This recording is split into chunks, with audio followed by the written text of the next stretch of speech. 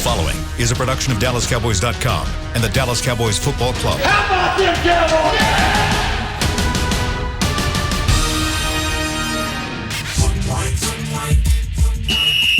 Let's go, baby. Are you ready for a break? Yes. Are you ready for a break? Absolutely. Ready for a break? Yeah, and so much for that. It's time for The Break on DallasCowboys.com. We were on the break. With Nick Eatman, David Hellman, Ambar Garcia, and Derek Eagleton.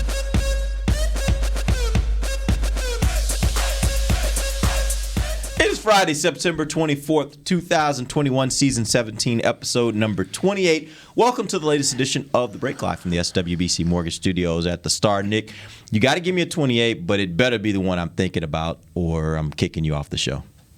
Yeah, there's only one 28. Right, good. Yeah, because he's not hanging on the wall. However, I mean, Arkansas's got a big game this week. I'm going to say, you're talking to the wrong guy to And I got to go with a little Felix Jones, also a 28, but Darren Woodson's my guy. Right, that's what I was love like. Darren Woodson. It He's can't be the anybody, greatest. but anytime we do 28, it's got to be Darren. It's Darren Woodson. All right. I'm not going to say Tyson Thompson.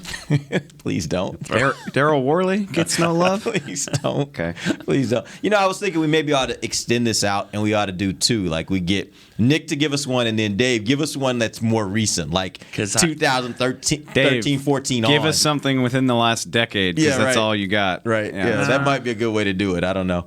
I'll give Nick one, and he has to pick the years he was actually on the team. How about that? That's a good one. All right, go. Oh, you want me to give you one right now? I got you one. Hold All on right. a second. Let's go with, how about Curtis Stewart? Oh, man. This is 28s? Yep. Oh, I'm sorry. 1964 to 66. I don't know. 1989, he's a running back for us. Oh, that's a 89? 89, it says. Dang, I thought- 28. I've never heard of him. don't know. Curtis Stewart. I thought you were going to say somebody like Norm Granger. I think he played in the 80s sometime. 28? I think so. It would be terrible radio, but Nick does have a photographic memory of Cowboy things. Man, Norm Granger, running back, 1984. All right, cool. But back then, but I tell you, if you're like, what about week one? I'm like, week one. Yeah, Nick can't remember the score of the Bucs game, but he'll be like, yeah, 94 Philly at the vet, 17-16 or whatever. At halftime. It's wild, yeah. 94. with 2 Hey, minutes left at speaking of, just to go full about to circle, give it to you. 94 at the vet. That's Darren Woodson had a 95-yard interception return. See, I believe they won 31-19. What was the time in the game when Darren had the interception? Late, because it was 24-19, I believe, and he picks off a pass and takes it like 94 yards for a touchdown, and they win it. I must say 31-19. What is it? 31-19. Yes! And Woody with the huge play. That wasn't his only touchdown, but that was a big one. It's amazing. That's wild. But he does not remember the score of like any game from last season. Right. Ask him about week 1, 2021. It's like, That was the Bucs, right? 31-29. And I do know, hey, when we were writing about the last week's game with Steele and how it went full circle, I did remember that they won 20-17, last week, and lost 20-17 in that game against the Rams. Mm-hmm. So it was a huge full circle game for him, Terrence Steele. Yeah. So all right. We've got a lot of things we're going to talk about today. We're going to talk about the storylines for this game. We do that every Friday. I got some storylines for you guys on the offense and defensive side of the ball. But before we get to that, let's catch up on some injury updates. We know that there are a few guys that are definitely going to be out this game. There are two in particular that I want to get your feedback on how you think the Cowboys will handle it. Let's start with Carlos Watkins, defensive tackle. What do the Cowboys do at defensive tackle, in your opinion, this week? Good question. I mean, that's been a low key situation since training camp with what happened to Neville. You still have Osa, you still have Brent Urban, you still have Quentin Bohanna. I bet they'll call up Justin Hamilton from the practice squad between now and Monday, and that'll probably be your 4 primary. I think the guy that could, I hate saying this because he's barely practiced, but at some point Chauncey Golston's got to factor into this. Defensive end, he's a guy that kind of can slide down into tackle. Which they might need him at end because Dorrance Armstrong out that's as well. That's going to be my second one. We'll get to that one, sorry. but go ahead. Yeah, somewhere. Yeah. Somehow, some way. I won't be. It's funny, 'cause, like last week, and people have asked me. I get it. People are curious. And they're like, "Well, he practiced. Where is he?" It's like that was his first pro practice in pads. It was the first time he's put on pads since he was at Iowa. Yeah. So I'm sitting here like, well, they're not going to throw him into a pro game after one padded practice, 3 practices overall. Like that's insane. But now, second week, I'm like, might need you, buddy. Sorry, like that grace period was 1 week. Yeah. Help me with Golston. I remember. Whatever they listed him at, the highlights that we showed was the opposite position. So we don't have the rights to college film without paying out the ass for it. So sorry if that was too crass. Nose. Yeah, out the nose. So he was an end at Iowa, but we can get Senior Bowl tape, and he got to the Senior Bowl and was kind of doing mental math. He was like, a lot of ends here, not very many tackles, and he went to the Senior Bowl coaching staff and was like, kick me inside if that's where I can get on the field. So he played a lot of tackle at the Senior Bowl. They had him playing some tackle at OTAs. A lot of people, I think Mike McCarthy said yesterday, he was like, Chauncey was the young lineman that I was the most excited about heading into camp. And then we just didn't get to see him, and Osa has kind of taken his place as the cool. So there's reason to be excited about that. He just hasn't had a chance to do much. Didn't he also say, and I might be mistaking this, but I thought I heard that McCarthy said that he expects him to actually be playing this week, right? I don't remember him saying that. He might have. I'm not saying he didn't. Okay. I don't remember it off the top of my head. But that's kind of my point is he was healthy. He was fully healthy last week, and they were like, not yet. But especially with the injuries that they're facing, I wouldn't be surprised at all to see him up this week. Yeah, and in either one of those spots, defensive end or defensive tackle. Something. Utility, man. On Get the out field. there. Yeah. All right, Dorrance Armstrong, he's the other guy. He's out at defensive end. Obviously, Chauncey Golston may factor in there, but what else do you think the Cowboys will do at defensive end? They do get Randy Gregory back this week. Is there anything else that you think they'll need to do in order to adjust for the numbers that they need at defensive end? Is there anybody else that could rush the passer? Somebody that doesn't play defensive end but could rush the passer? I feel like we've talked about it, though. Maybe. I think you will see. You will see Micah again. CLMP. I don't know. 11. I'm just curious about the percentages. Is it going to be completely pass rusher again, or is he going to do a little bit of both? Yesterday at practice, they do their individual warm ups. First 10 minutes, just getting loose. He was with the linebackers, and then he made a beeline for the pass rushers, and he was there for the rest of the time we were outside. Now we don't see them run plays. We don't see any of the game plan stuff. So I don't know what that means, but. He's gonna have a role on the edge again this week, I guess. Isn't this awesome? But Like just having him that reminds me of like a high school player. Mm-hmm. Like when you're at a high school guy and like, oh, this guy right here, he's going to Oklahoma or whatever, like he's a stud. Like he does this, he does that, he does all that. Like you don't see that in the NFL. And I get it's only 2 games, but it's just like this is fun. Like it's fun to, and it's surprising that. I know it's only been a couple of games, but you do kind of go back and look at the draft and go, who was taken ahead of him? Because it just seems like this is such a dynamic player that why wasn't he taken earlier? And I guess there were some off the field issues.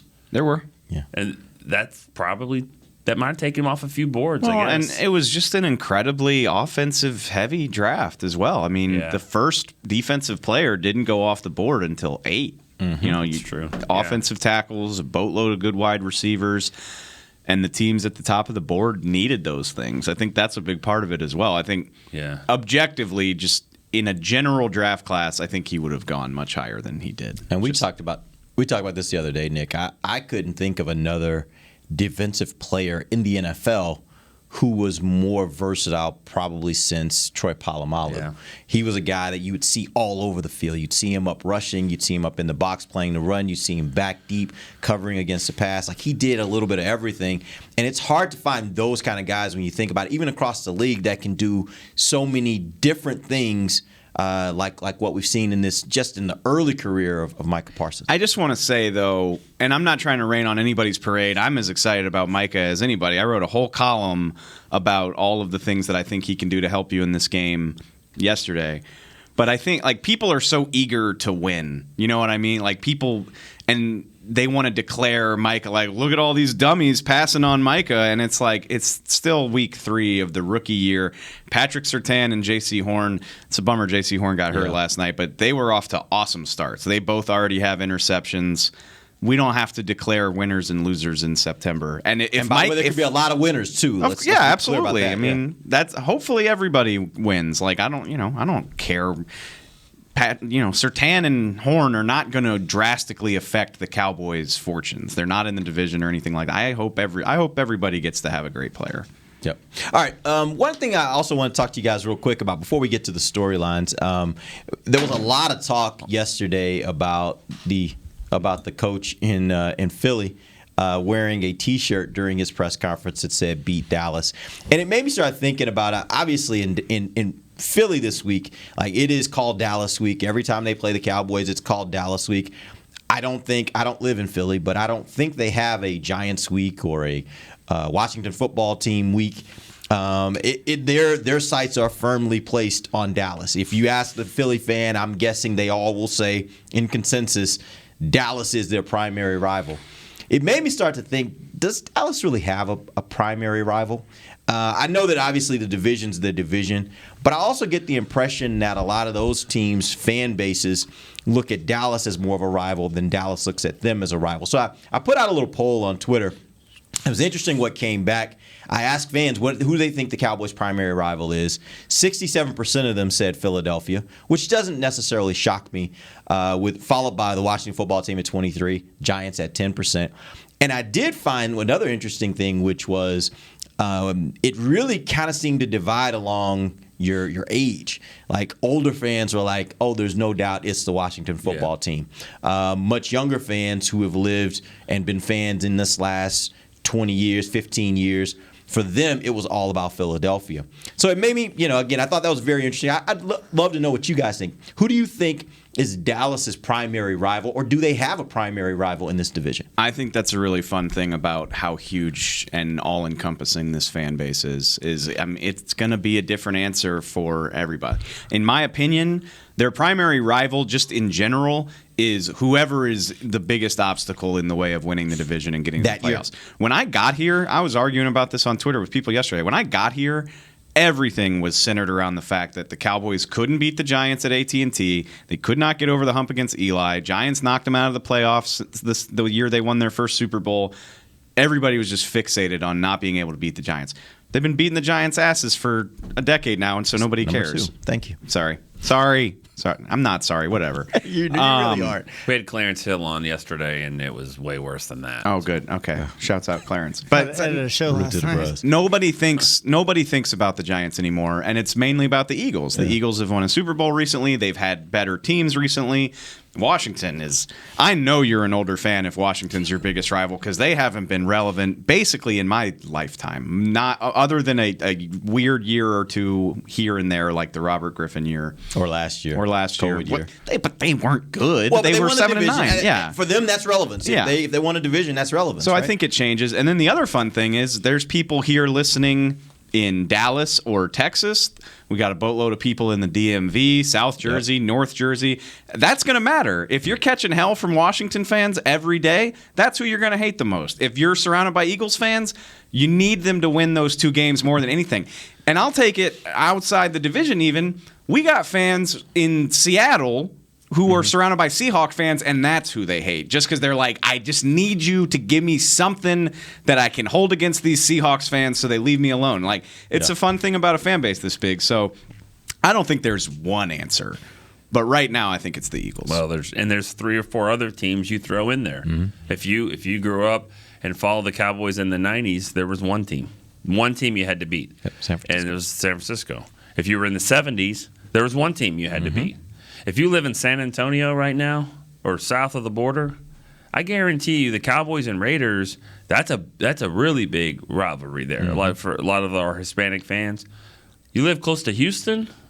Because there's hatred for Dallas there, from the Texans and all that. So I actually think there might be more Cowboys fans in Houston than Texans fans. Maybe, but and you would know that which creates a rivalry all its own. Yeah. I mean, and also you think about Washington. Washington, there are so many Cowboy fans, and we know we can look at our state map to see who's watching our stuff and who's clicking on our website. It's always the bigger states, California and Texas and Florida and New York, and then Virginia. Yeah, Virginia always slides in there, and a lot of it has to do with that. So I think historically it's Washington. A lot of big games, but I think Dave's right. It's kind of like who it is right now. And nobody agree. hates the Cowboys more than Philly, which that brings it up a little bit more. And that's part of it too. Is Philly does have this fixation on Dallas, and you kind of return the favor. It's the think about it from the 70s and 80s and stuff like that. Remember the TV show Philadelphia? Mm-hmm. No, there was a show called Dallas. I mean, that was the show. There's a movie. Derek was like, "Yeah, I do." Movie called Philadelphia. Yeah, but it's the perception too. That's why they probably view Dallas way more than the other teams in the division, because they're all Northeast. They all feel like they work hard, they grind, they steel mill, all that stuff. Lunch pail type guys, and then Dallas, it's glitz and glamour and blah blah, which. Both of them are too stereotypical, but I just think that's kind of the view. It's like Dallas, absolutely. And that when Chip Kelly was there, he was like, "We're from Philly and we fight Rocky, this and that," and Dallas is seen as this. And then he goes glitzy. to UCLA. Yeah, right. Exactly. But I think Dave, I think you hit it on the head. For me, like fandom, it's the great thing and it's the heartbreaking thing about being a fan. The greatest rivalries are for everybody. It's personal because it's about who you got to deal with. The reason why I hate OU so much is because I got so many friends who went to OU, which means that every year, that Saturday, that's going to dictate our conversations for the next year until that next game. Because anytime college football comes up, I got to deal with whatever happens in that Texas OU game. And it can be great if we win. It can be heartbreaking and just like you're depressed for a week having to deal with them, knowing you got to deal with them for the next year coming off a loss. And if you get stomped, oh my God, like nobody wants to have to deal with that, right? That's fandom. I was so spoiled. There's no other team than LSU in South Louisiana. That's it. You can go. You don't have to worry about what bar you go to watch the game. It's the only thing on. It's the only thing anybody cares about. Then I move here, and I got Arkansas fans and Longhorn fans, and I can't get the bar to turn my game on because there's a Texas A&M watch. I'm like, oh my God, these people are the worst. Yeah. But it makes it fun. It makes it fun that you get to have that give and take. But that's what the rivalry is built on. It's whatever your personal thing is. Nick, you and I were talking about this. Like, it's whoever is that. There's always for every team that's that target that the coach knows because the fan base knows. If you win that game, that's going to get you a lot of grace. You can lose a lot of other games. Don't lose that game, and don't consistently lose that game because that'll get you fired. Yeah, true. All right, appreciate. We're gonna go ahead and take our first break. When we come back, we're not gonna be out. We're gonna have our first break. When we come back, we're gonna get into some of the storylines of Week 3. Start with the offensive side of the ball. We'll do that when we come right back. This is DallasCowboys.com radio. Before there was a draft, you could size up a cowboy by 3 simple factors: the crease in his hat, the bend of his brim, and his unbending attitude. A man Stetson didn't just protect him from what life threw at him, it projected a rugged, unstoppable spirit. Stetson hats are still American-made with pride right here in Texas. They're still the unofficial crown of all self-respecting cowboys, and Stetson is proud to be on the field with America's team. Find a retailer nearest you at stetson.com/cowboys. The Cowboys way, where 16 Hall of Famers and 5 championships shows us what success looks like. Where turkey is always the second best part of Thanksgiving Day. Where we are all defined by one single thing, the star. Where we as fans know it's our job to keep the tradition going. Bank of America is proud to be the official bank of the Dallas Cowboys and to support the quest of living life the Cowboys way. Copyright 2020, Bank of America Corporation. Want to use what the pros use? How about the official men's skincare brand of the Dallas Cowboys, Jack Black? Right now you can get the Jack Black Starter, a curated collection of Cowboys locker room favorites for just $10 with free shipping. The starter includes 4 Jack Black skincare favorites plus a full-sized intense therapy lip balm. Go to getjackblack.com/cowboys and use the code word TEAMJB. That's getjackblack.com/cowboys. The Jack Black Starter, $10, free shipping. Honey, big news. Gary, are you okay? Oh, I'm not Gary anymore. I'm Jackie Flash. What? See, I want the latest smartphone, but the best deals are only for new customers. So, to get a new customer deal, I changed my name to Jackie Flash. Okay, but the best smartphone deals at AT&T are for everyone, new and existing customers. That's huge. Then guess who's getting a deal? Is it Jackie Flash? Jackie Flash. It's not complicated. At AT&T, our best smartphone deals are for everyone. Restrictions apply. Visit att.com for details. Back to the break. Whether you're watching from home or cheering in the stands, Essilor lenses will help you see every exciting play. Book an appointment at your local Essilor experts and find the perfect Essilor lens for you. See more, do more, Essilor. Welcome back. It is the second segment of the break, live from the SWBC Mortgage Studios at the Star. Let's talk some storylines. There are lots of storylines going into this game, as there are every week in the NFL. Let's start with the offensive side of the ball. Philadelphia right now is ranked 18th in rushing defense. They're allowing 120 yards per game. Dallas's running game ran for 198 yards last week against the Los Angeles Chargers. Is this another game where Dallas relies on the running game? I think, yes. I think that's where it starts. We're seeing that where these, but their running game is a dynamic running game. That's what we saw in that last game. And I love what Dave said 2 weeks ago.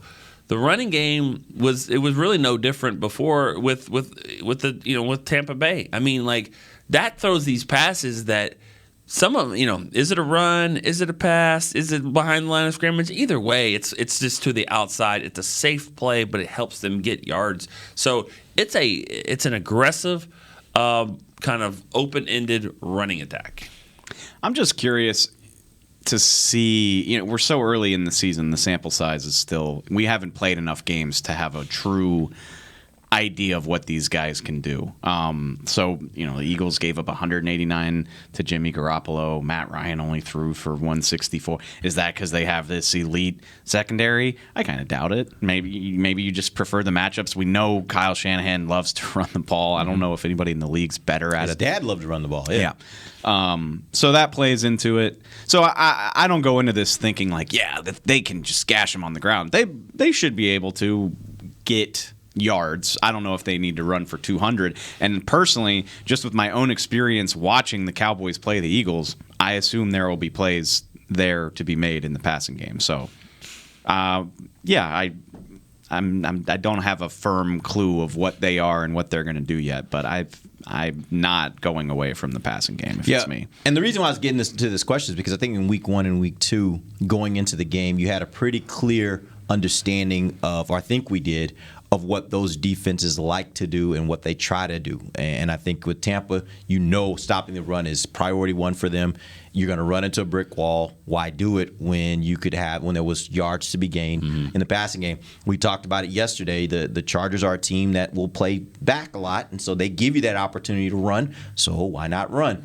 This game, I don't really know what that's going to look like. It feels like it could be a little bit of both. Right. But you look at the statistics, and right now it says that stopping the run is not something that has been a priority for them or that they've been really good at here in these first 2 games. Yeah. Let's move on to the second topic.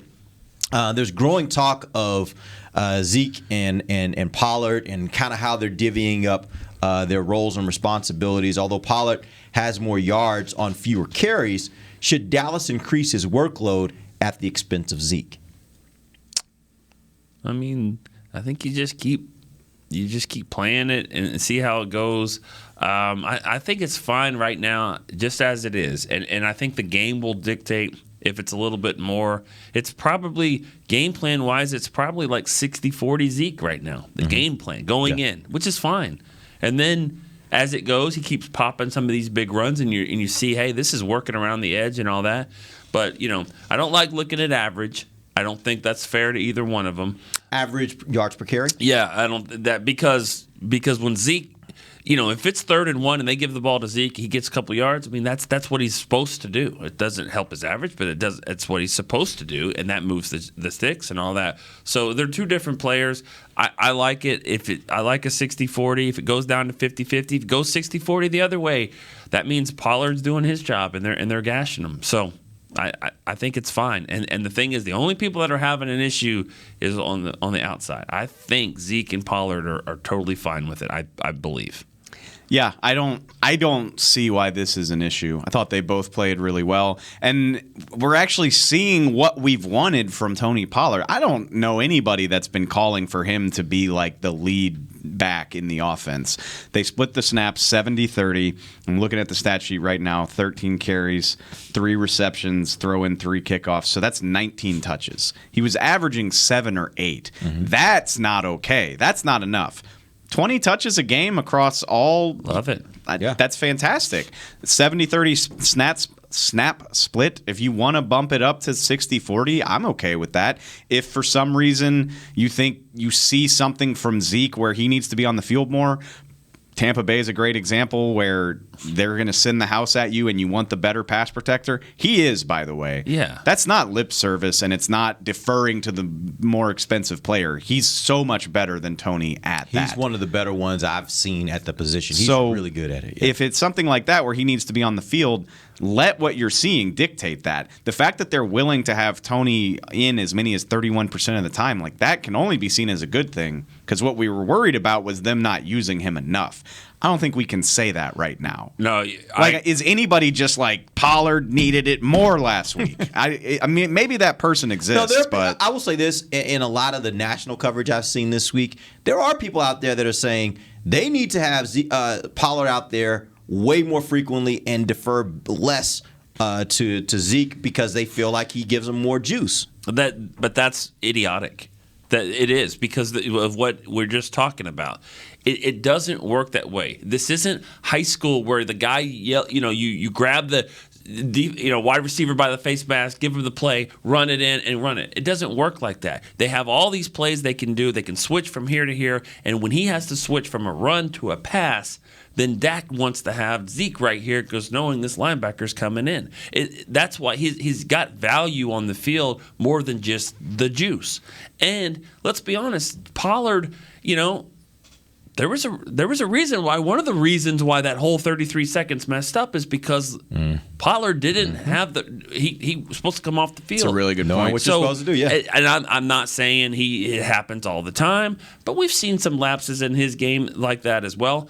That's fine. It's going to work out perfectly, and I think nobody has a problem but the guys on the outside or whatever, and maybe fantasy owners of Zeke because because Pollard is cutting into that. He is, bit. And I'm not very happy about that. But remember, when he was drafted, what's the one player everyone kept comparing him to, or Stephen Jones compared him to?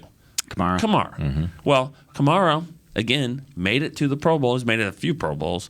One year he made it to the Pro Bowl with Mark Ingram, and I believe Drew Brees was also in the Pro Bowl. So it can be done. You can have success doing it different ways there. 19 touches on Sunday, 30% of the snaps, and again, I'd have to go back to really see the substitution patterns, but I know for a fact that it wasn't the old boring third series of the game. Pollard is in, like they're bringing him on and taking him off because it's modern football. Sometimes they have him out there together. Yeah. So I cannot think of a reason why anybody should be upset about the way that this has played out so far. When they handed that ball off the edge for the touchdown, you're thinking it's going to pound it in, and then all of a sudden around the corner.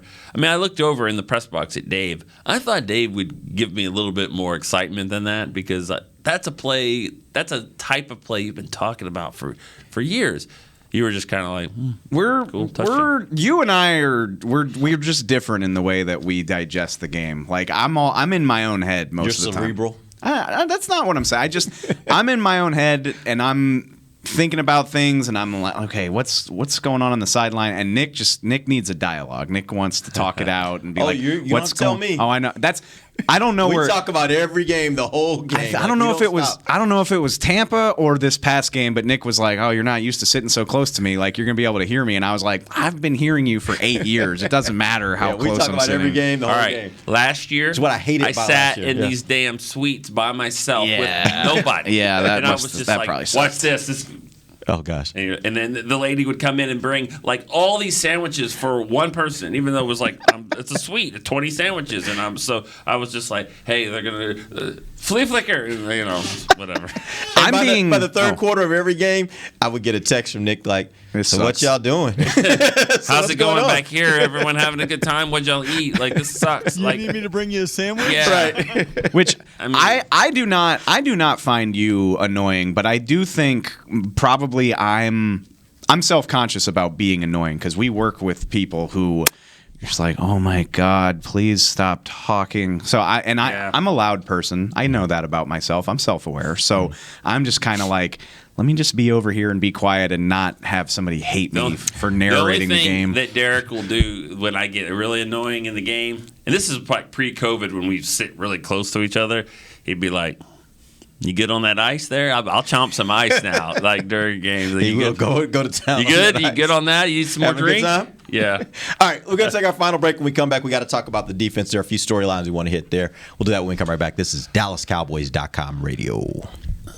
Hi, I'm Clint Tillison with United Ag and Turf. Before you can park yourself in front of the game, park yourself in a John Deere and power through your chores.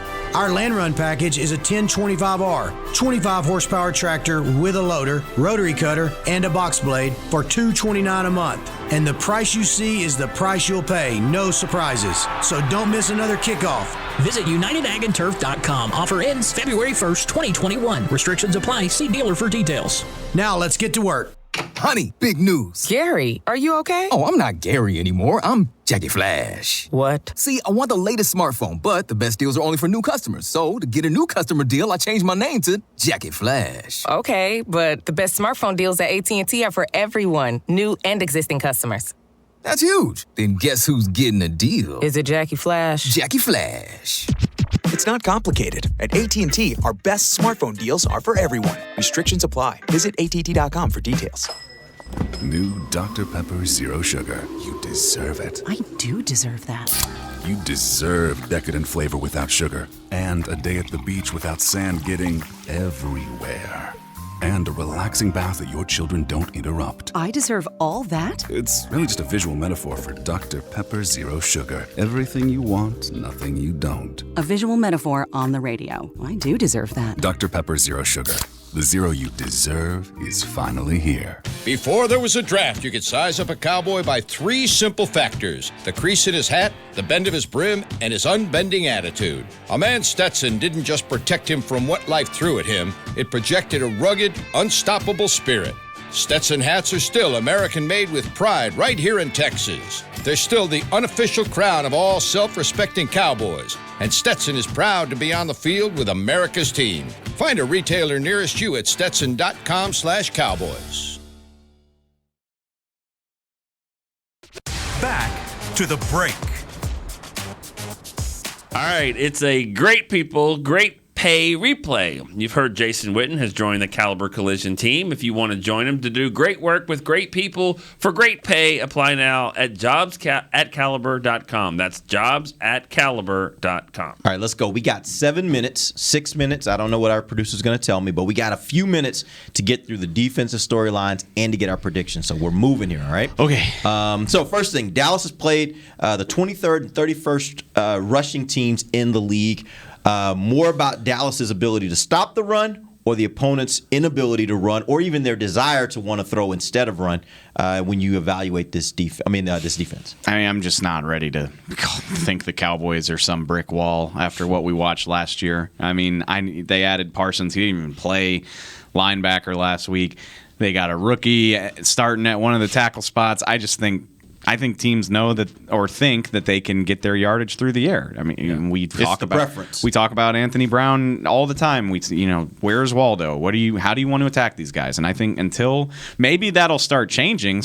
They're getting takeaways, they're getting picks. People don't want to throw at Trayvon Diggs too much longer, that type of thing. But I just think it's more about them thinking, yeah, we can get chunks on these guys. And the Chargers did. Yeah. Cowboys won the game, held them out of the end zone, but Herbert hit some disgusting gains in the passing game. There's not a lot of teams that just want to line up and run the ball at you, and Tampa's not one of them, and neither are the Chargers. And I don't think the Eagles are that way too. I mean, the Eagles rushing yards, a lot of it's going to come from Hurts, so it's not traditional running. I don't know if you're going to even see it till you get to. You thought you'd see it next week. Yeah, now that might change. Is he out? McCaffrey? It's hard to think he will. The Cowboys haven't had a lot of breaks. About that groin injury sounds like it's not good. They don't. They don't know the severity, but they made it sound like it'll be a multi-week. Not groin. I'm sorry, hamstring. Hamstring. And J.C. Horn is out. Yeah. Oh, his broken foot. Yeah. So that's a storyline right there, and obviously we're not trying to jump ahead, but that's a break for the Cowboys to not play them, but they'll be ready. They're prepared. They're going to be 3-0. So, and I know from experience, Chuba Hubbard is not a joke. He's a pretty decent running back. I think that's he'll be Oklahoma okay. State's guy. Yeah, cool. Exactly. Yeah, he'll be ready to go. But I mean, not until maybe they face Minnesota, you're going to really tested running team. So we'll see. But I mean, this week without Carlos Watkins in there, and they're going to have to figure it out on the defensive tackle spot. But I mean, that's why you keep a Justin Hamilton, a 4-year veteran, on your practice squad. Yep. These practice squad rules, this is where it benefits you right here. This, having a guy, because usually you have to bring up a practice squad guy. The guy's making his NFL debut. He's calling his family, getting 800 tickets, all that stuff. This guy's played. Yeah, he's like, whatever. Yeah, I think one of the things, and I'm moving on to the next topic, but one of the areas where I think, or really the area I think that this offense actually gets any traction, I'm talking about Philadelphia, is Jalen Hurts and the two-dimensional part of his game. The fact that he can run and he can pick up big chunk yards. What do you think is the best way for Dallas to be able to neutralize him or stop him, and then in the process, shut down their offense? I would spy him all the time. I wrote a whole column about it. I don't know if that's what they're going to do. Since I took the time to write a column about it, they'll probably do the exact opposite and have Micah rush the passer. I'd spy him with Micah Parsons as often as I could. And maybe not every single play, but we talked about that. We don't have to get into the nitty-gritty of it again, but especially third down situations, longer distances where he can kill you that way. Obvious passing downs, because that's what the scrambles are what kill you. Like, he ran for 82 against San Francisco, 69 of them were on scrambles. Like designed runs, Niners had that locked down, but scrambles where he can break, contain, and do whatever he wants, that's where he can kill you. So it doesn't have to be Micah, but I would have a guy on him. I thought about this yesterday. J-Ron Curse could maybe fill that role if Keanu Neal's out this week. Yeah, I would. With the Cowboys and Parsons, I would spatak him. I just created that word. Spatak. I would spy, attack him. I'd spy him, but I'd also get after his ass too. And at times, I'm not just going to spy him. Wherever you go, I go. You can actually rush in a less disciplined way if you also have a spy. You're right about that. But it's like you don't want him to, wherever I go is where he goes. Well, then sometimes he's going to snap the ball and he's going to be right there. Yeah. So I'm going to attack him. I think. Attack him. I want to see Micah blitz the A gap in this game. I don't think he's done that yet. Maybe he did against Tampa. I don't Kelsey's 100% remember. Pretty good. I think he did. Yeah, I think he did. I think he did against Tampa. I'm pretty sure he did. Give it a shot. Well, you got Landon Dickerson starting for Brandon Brooks. Brandon Brooks. Yeah. Why can't am I saying his name? Yeah, I think that's right. Brandon, sorry. Yeah. Guard. You got a new guy, got a Alabama? rookie starting right guard. Yeah, good player. He's a good player, but he's a rookie starting his friend. Just throw some stuff at him. Make him pick up some blitzes. He did do it against Tampa, and it got picked up. But that's a fantastic line as well. I thought he got off that block, though, and he pressured him, I thought. I'm going to go back and watch. Remember that play. Supposed to get all 22 on Game Pass today. That's what I'm hearing. I cross just those don't fingers. know if that's truth, but that's what I'm hearing. All right. Well, you don't want to hear a VP say that. He knows more than the average person does. No, I'm saying that's what I've heard, too. I just don't know if that's true or not. We'll see. All right, so real quick, we only have about a minute left. Give me some predictions. What's going to happen this week? Dave, we'll start with you. Everybody thinks I'm the Chicken Little who won't pick the Cowboys because I started off with those were tough games, and that I said it at the time. That is not a reflection of what I think this team is or could be. Just really hard games to start a season. I have absolute faith in the Cowboys to win this game. I think they're better across the board. I think the Eagles are really good on the line on both sides of the ball, but both of those lines took a hit. They lost the starting right guard. They lost their best defensive end, Cowboy killer, Brandon Graham. Cowboys are at home. Cowboys have Dak. I just think they're better across the board, and I trust what we saw they were able to do against Jalen Hurts, I trust Dan Quinn to have a plan of attack to limit him. I got the Cowboys winning like 31-20, 31-17, honestly. I think the spread's 4. I think they hit that easily. I just, if they are as good as I think they have the potential to be, this is a game they should win pretty comfortably at home. And this isn't college football where you're not going to win 45-10 almost ever in the NFL. But 31-20 in a division game is a comfortable win, and I think they'll get it. 28-20 Dallas. All right. Yeah, I was right there in the same boat. I was thinking like 27-17. I think it's going to be a comfortable win for Dallas. I think it might be a little close early, but I think Dallas has more. I think Dallas has more ways of being able to beat them, and I think they'll pull away at the end. I think Dallas gets the win. All right. Appreciate you guys joining us. We'll be back on Tuesday, actually. Monday we will not have a show because it's game day. But Tuesday we will let you know what happened, what went right and wrong for the Cowboys. Till then, for Nick Gateman and Dave Hellman, I am Derek Eagleton. This has been The Break, live on DallasCowboys.com radio. This has been a production of DallasCowboys.com and the Dallas Cowboys Football Club. How about this, Cowboys? Yeah!